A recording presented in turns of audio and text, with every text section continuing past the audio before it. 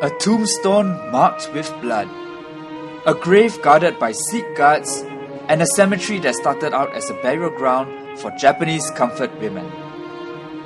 In this special feature, we're going to show you some of the most unusual and beautiful graves in Singapore and the history behind them. Join us as we show you how there's more behind a grave than just a lingering spirit or two. This is the Japanese Cemetery Park, which is the biggest Japanese cemetery in Southeast Asia and reputed to hold over 900 graves. Started in 1891, it has the tombs of different Japanese soldiers, comfort women, and prominent businessmen in the area. To help me on my search for unusual graves is grave expert Raymond Goh, the co-founder of Asia Paranormal Investigators, who has been grave hunting for the past 5 years. We start our search in the midst of graves of Japanese comfort women. I see a lot of squarish standard type of design tombs here. So what are these tombs representing? These are actually tombs the early Japanese prostitutes who come here to work, especially during the major area. They will not use a real name. They'll use some kind of a Buddhist name, and then they'll use a fellow believer, Sing Ni, well known. The 29,000 square meter land for this Japanese cemetery along Chuan Ho Avenue in Yio Chu Kang was donated by a brothel owner in 1891 for the burial of Japanese comfort women. It also houses the graves of many Japanese soldiers who died in Singapore in World War II. From the inscription here, it actually belonged to the commander of the southern forces of the Japanese army. So in fact, it's the top ranking officer in charge of Southeast Asia during the wartime. Actually, it was said that he died in November 1945 after the Japanese surrender. So when the soldiers heard, the soldiers are still prisoners of war.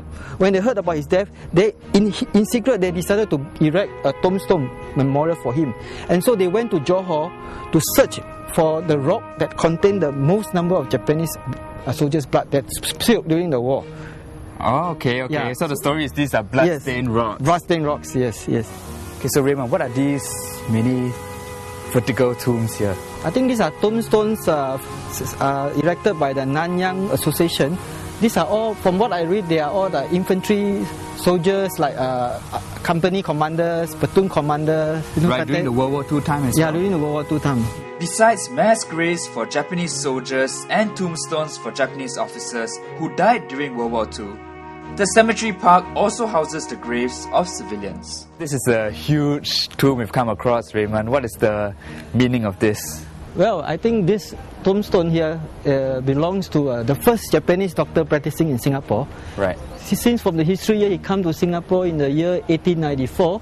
Is this one of the biggest tombstones you've seen? No, there are a few biggest ones. Wait, I will show you around. Yeah. There are bigger ones, huh? Maybe this is taller.